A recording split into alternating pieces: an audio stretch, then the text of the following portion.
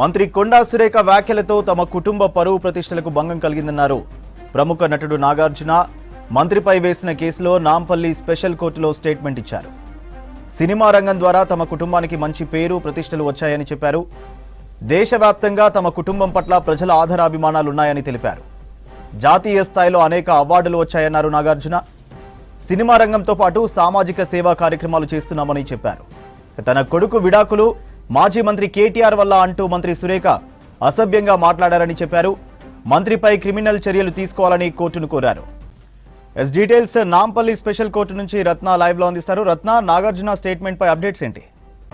కొద్దిసేపటి క్రితమే ఇటు నాగార్జున యొక్క స్టేట్మెంట్ ను రికార్డ్ చేయడం జరిగింది. మరోవైపున ఆయన యొక్క మేనకోడలు సుప్రియ ఇందులో మొదటి సాక్షిగా ఉన్నారు కాబట్టి ఆమె యొక్క స్టేట్మెంట్ కూడా రికార్డ్ చేయడం జరిగింది. ఇక రెండవ ఎవరైతే సాక్షి ఉన్నారో ఆయన యొక్క రికార్డును రికార్డ్ చేసేందుకు కూడా అక్టోబర్ 10న రికార్డ్ చేసేందుకు కూడా కోర్టు నిర్ణయం తీసుకుంది. అంటే ఇంకొక 2 రోజుల్లో మరొక సాక్షి యొక్క రికార్డును కూడా అది స్టేట్మెంట్ కూడా రికార్డ్ చేసేటువంటి పరిస్థితి ఉంటుంది. దాదాపు యొక్క స్టేట్మెంట్ రికార్డు ప్రాసెస్ అంతా కూడా దాదాపు అర్ధగంట పాటు, అంటే వాళ్ళు కోర్టుకు వచ్చిన దగ్గర నుంచి కూడా స్టేట్మెంట్ మొత్తం కూడా ఒక ½ అన్ అవర్ వరకు కూడా ఒకవైపున పిటిషనర్ గా ఉన్నటువంటి నాగార్జున యొక్క స్టేట్మెంట్ ను పూర్తిగా రికార్డ్ చేయడం జరిగింది. ఆ తర్వాత సుప్రియ స్టేట్మెంట్ ను రికార్డ్ చేశారు. ఇందులో కీలకంగా నాగార్జున మాట్లాడుతూ ముఖ్యంగా ఏ రకమైనటువంటి అభ్యంతరాలు అనేవి ఎదురయ్యాయి, ఏ రకంగా తమను ఇబ్బందికరమైనటువంటి వ్యాఖ్యలు చేసింది మహిళా మంత్రి అనే దానికి సంబంధించి కూడా అనేక డీటెయిల్స్ ను కూడా వివరించినటువంటి పరిస్థితి ఉంది. ఈ స్టేట్మెంట్ లో ముఖ్యంగా కొన్ని కీలక విషయాలను కనుక మనం గమనించినట్లయితే మొదటి నుంచి కూడా తాము ఉన్నత పొజిషన్ లో ఉన్నాము, తాము అంటే తమ తండ్రి గారు అక్కినేని నాగేశ్వరరావు గారి హయాం నుంచి కూడా కొంత బాధ్యతగా సమాజంలో ఒక పేరంటూ సంపాదించుకున్నటువంటి వ్యక్తులుగా ఉన్నాము.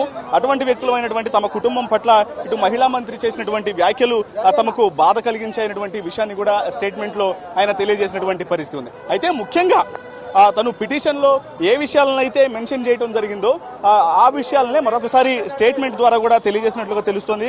ముఖ్యంగా సినిమా రంగం ద్వారా మా కుటుంబానికి మంచి పేరు ప్రతిష్టలు ఉన్నాయి. గత కొన్ని దశాబ్దాలుగా కూడా తమ యొక్క కుటుంబం అనేది సినిమాలలో అంటే ప్రముఖంగా రాణిస్తూ వస్తున్నారు. అటువంటి వ్యక్తులైనటువంటి మాకు దేశవ్యాప్తంగా కూడా మా కుటుంబం పట్ల ప్రజల యొక్క ఆదరాభిమానాలు అనేవి ఉన్నాయి. ఇక సినిమా రంగంతో పాటు సామాజిక సేవా కార్యక్రమాలు సైతం చేస్తూ ఉన్నాము.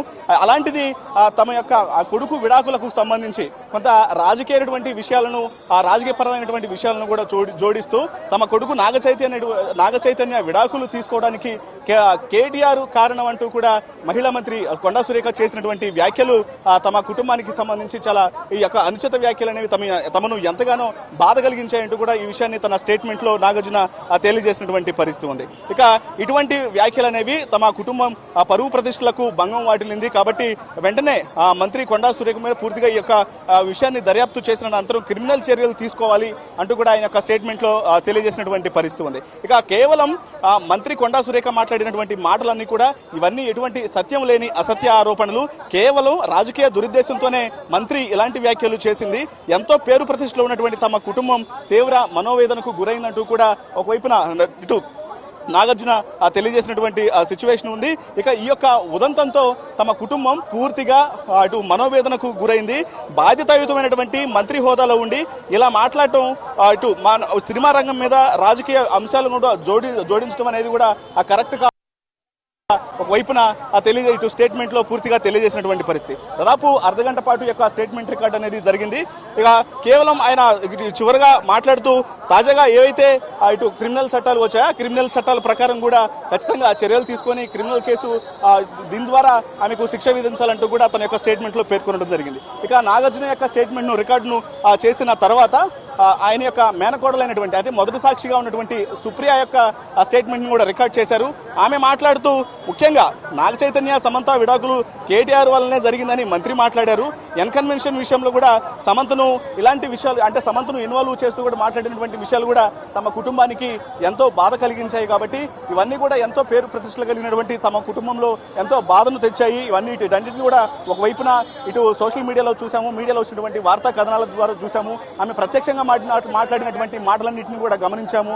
ఇవన్నీ తమ కుటుంబానికి ఎంతో బాధ కలిగించాయి. కాబట్టి దీని ప్రకారం వెంటనే చర్యలు తీసుకోవాలి అంటూ కూడా ఒకవైపున మొదటి సాక్షి అయినటువంటి నాగార్జున మేనకోడలు సుప్రియ తెలియజేసింది. ఇక రెండవ సాక్షి అయినటువంటి వెంకటేశ్వర్లు ఆయన యొక్క స్టేట్మెంట్ను అంటే అక్టోబర్ 10న రికార్డ్ చేస్తామన్నట్టు కూడా కోర్టు తెలియజేసింది. ఇక కొద్దిసేపటి క్రితమే ఈ అంశానికి సంబంధించి ఇటు నాగార్జున అడ్వకేట్ కూడా మాట్లాడారు. ఆయన తెలియజేస్తూ ముందుగా ఇటు ప్రస్తుతం స్టేట్మెంట్ ను రికార్డ్ చేశారు కాబట్టి తాజాగా వచ్చినటువంటి అంటే ఇప్పుడు తాజాగా కొత్తగా వచ్చినటువంటి క్రిమినల్ చట్టాల ప్రకారం ఇప్పుడు ఇటు ఇరు స్టేట్మెంట్లు పూర్తయిన తర్వాత అంటే అక్టోబర్ 10న రెండవ సాక్షి యొక్క రికార్డ్ అనేది స్టేట్మెంట్ రికార్డ్ చేయడం అనేది ఖచ్చితంగా అటు పిటిషనర్ చేతిలో ఉంటుంది. ఆయన యొక్క ప్రమేయం ప్రకారం స్టేట్మెంట్ ను తీసుకోవాలంటే తీసుకోవచ్చు, లేదంటే ఖచ్చితంగా నెక్స్ట్ ఇటు మంత్రి ఎవరైతే ఇందులో నిందితులుగా మేము పేర్కొనడం జరుగుతుందో మంత్రికి ఒక అవకాశం ఇవ్వాలి. అవకాశం ఇచ్చి ఆమె అసలు ఎందుకు అంటే ఒక బాధ్యతాయుతమైనటువంటి పదవిలో ఉండి ఇటువంటి వ్యాఖ్యలు ఎందుకు చేయాల్సి వచ్చింది అనే దానికి సంబంధించి కూడా ఆమెకు ఒక అవకాశం ఇచ్చి